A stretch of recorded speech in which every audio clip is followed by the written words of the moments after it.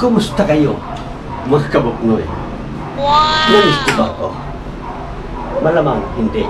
Ngayon, pag-usapan ang usapin tungkol sa mainit na topic ng mga sikyo na kung saan ay aprobado na sa Senado ng third reading na sinasabi ang House Bill 2423 na nagmula sa House Bill 8783 as parang pinaganda at ito ang finished product ng Senado.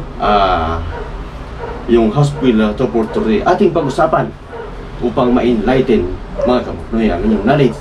Samahan niyo kung humayin na kung maganda nga ba o naayon nga ba ang mga pulisiya at ang nakapaloob sa House Bill 2423 na kung saan ay isa na dyan ang pag-extend ng naturang validity ng sigyo at gagawing from 3 years to 5 years ay magandang balita mga kabuknoy kung maprubahan. Alright, halina at nagtanong-tanong tayo sa ating mga 5-9 na kung ano ang kanilang saloobin sa naturang House Bill na ito pag naipatupad para nga ba sa mga sikyo or higit na makikinabang ang mapagsamantalang walang katapusang pulurong. Halina at hinagmayin natin upang mas lalo yung maunawaan mga kabuknoy. Let's go!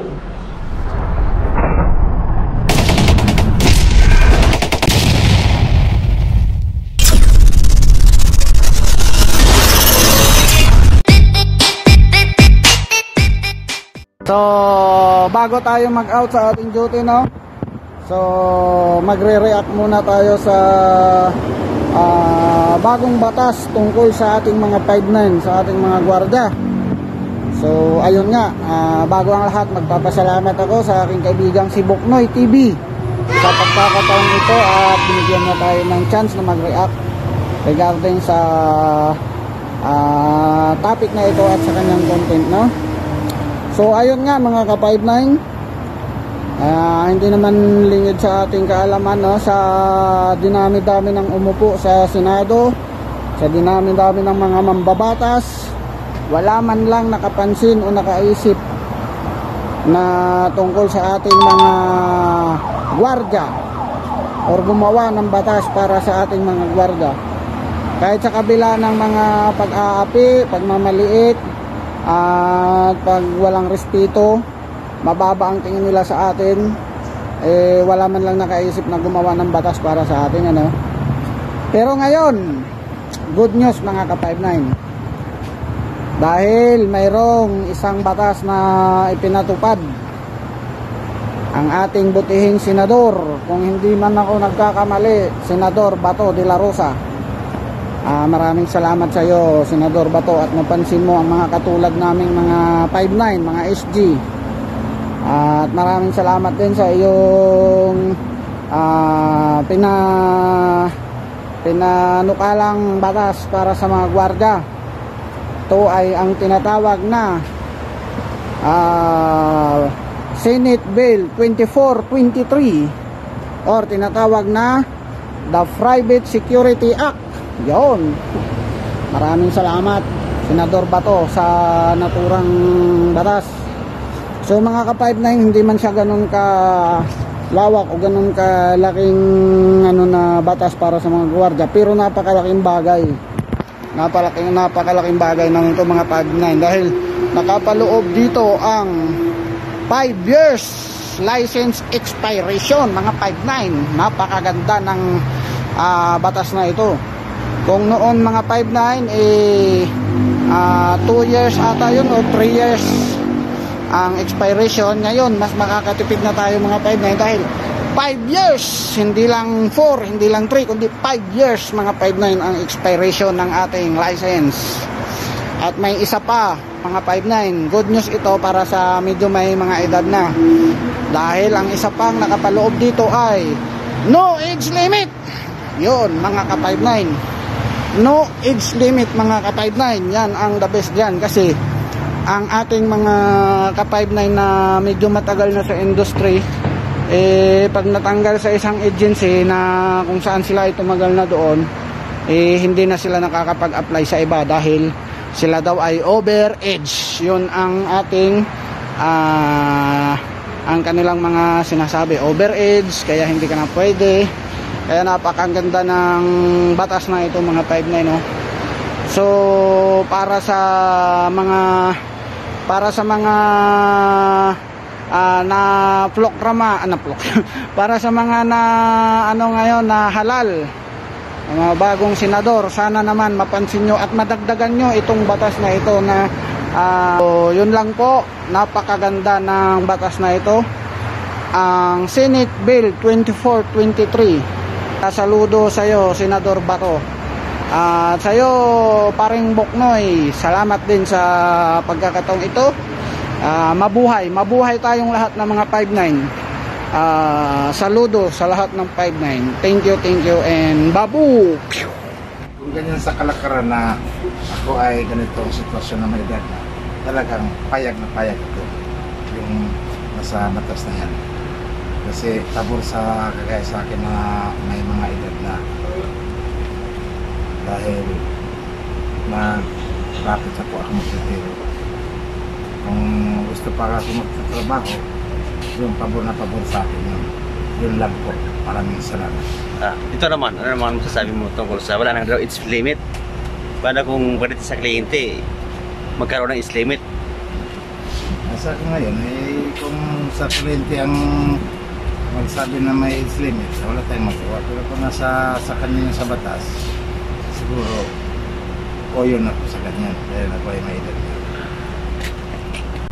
Sige sir, magpasalamat ka na sa may si Sir Bato de la Rosa daw nito ang nagsulong bilang huling salita. Ano pang masasabi niyo kay Senator Bato de la Rosa? Kasi si Bato de la Rosa po ay gusto ko yung pamalakad niya din. Kaya sa amin may mga edad na ay pabor sa amin dahil naintindihan din niya yung may mga edad na kung wala nang trabaho, ano pa makakain namin sa pamilya pag may age limit. Kaya pabor sa akin yan. Lalo na kay Sir Bato de la Rosa siya mag-implement. Ayan, salamat. Siya po si SG Claritor Outrout nagbigay ng munting payag at kuro-kuro sa kanyang mga suwestyon sa naturang batas na sinusulong. Sana maprubahan. Alright na mga kabukno, ito na nga ang ating ipapakita sa inyo, ang kabuang dokumento ng mga bawat nakatalaga sa naturang Senate Bill na ito, 2423. Ayan, basahin nyo. Ayan na, intindihin nyo na lang mga kabukno. I-post nyo, i-download nyo kung kayo nahirapang sumunod sa ating usapin na ito. Ayan na, sabi dito, an act strengthening the regulation of private security. Tuloy lang tayo, huwag nyo akong iwanan hanggang sa dulo upang inyong lalong maunawaan ang usapin ng Senate Bill 2423. At may share nyo rin sa inyong mga kabuknoy dyan, mga 5-9, para hindi rin sila magmukhang kawawa.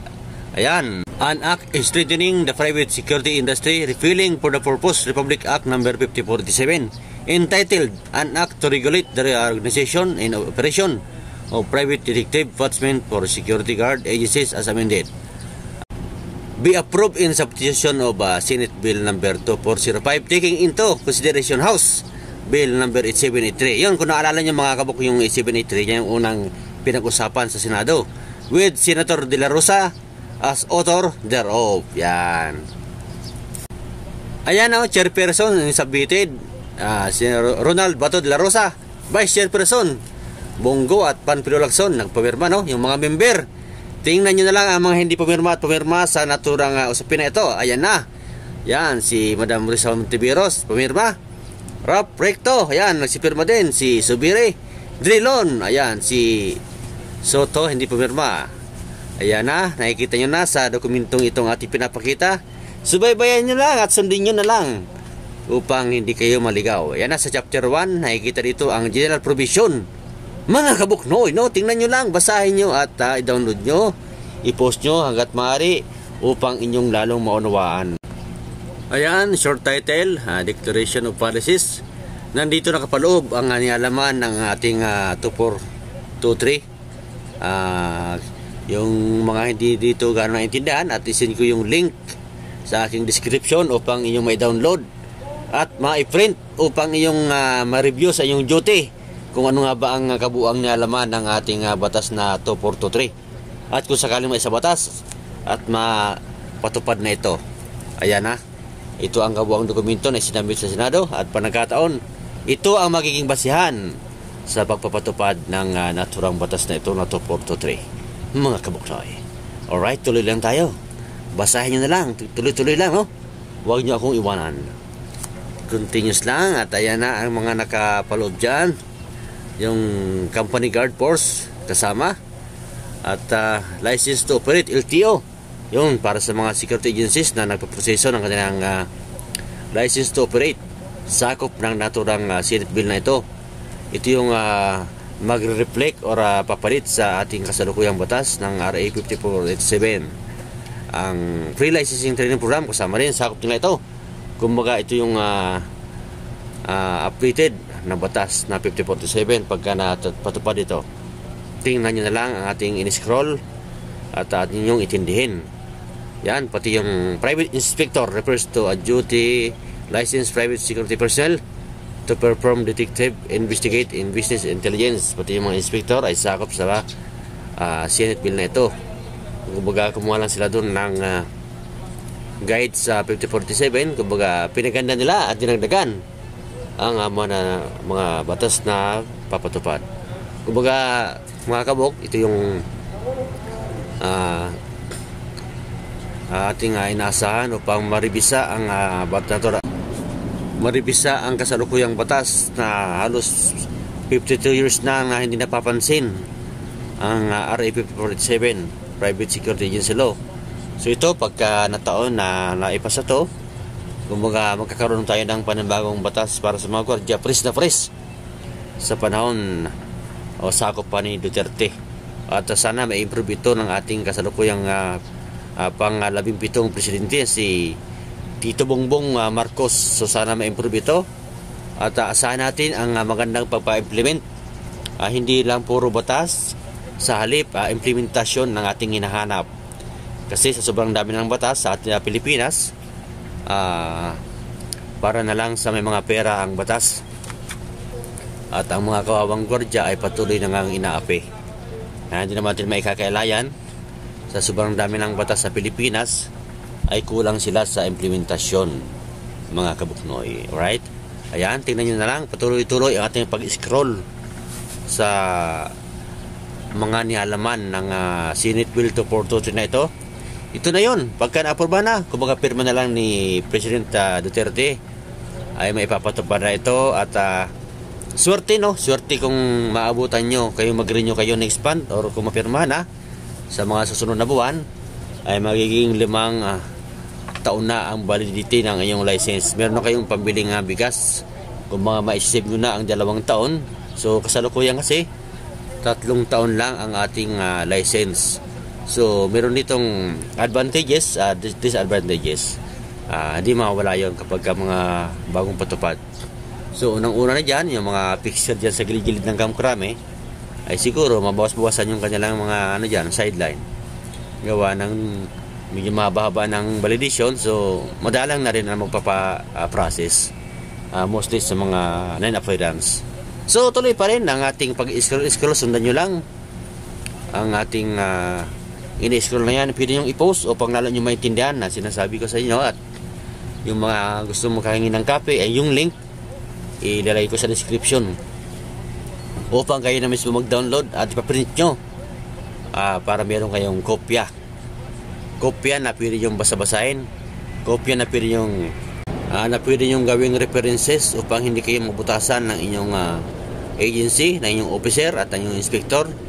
At kung nagmamagaling-galingan at piling mo alam naman na mali ang kanyang sinasabi, ay pwede mong tampalin ng inyong pinasirox na copy na ito na nagmumula sa description ni Buknoy. Yan, nasa chapter 11 na tayo, medyo malapit-lapit na matapos. Sundan nyo lang ang ating in-scroll. Ayan, sundan nyo lang chapter 11, medyo ganun pa rin. Kung nakikita nyo dito, must be at least 25 years of age. 25 na, no? Sa iba pala. Ganun pa rin ang mga polisiya sa RA 5047, siguro may iba lang dito yung binago. So kung masusundan nyo to, mas maganda para may idea kayo. Ayan na, tuloy lang. Gaya ng nasabi ko, ang iba dito ay nanggaling sa 5047, kumbaga sabi nga doon, strengthening, kumbaga pinatibay o pinalawig lang ang batas ng RA 5047 para sa mga gwardya. Biro mo, 52 years na rin itong batas na ito.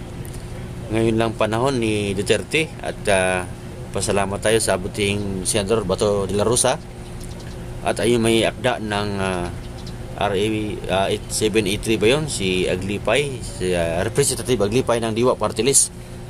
Pasalamat pa rin tayo sa kanila at bigyan ng pansin ang mga usapin tungkol sa mga gwardya para hindi naman tayo nagmumukhang kawawa sa ating trabaho at may pinanghawakan tayong bagong batas na mag-i-enhance. So kala ko nga di na tayo mabibigyan ng pansin kasi ang mga yung passport, yung sa driver's license na sitaasan na ang validity. So hopefully sana itong sa security guard ay tuloy-tuloy nang maaprubahan at magawing 5 taon ang validation.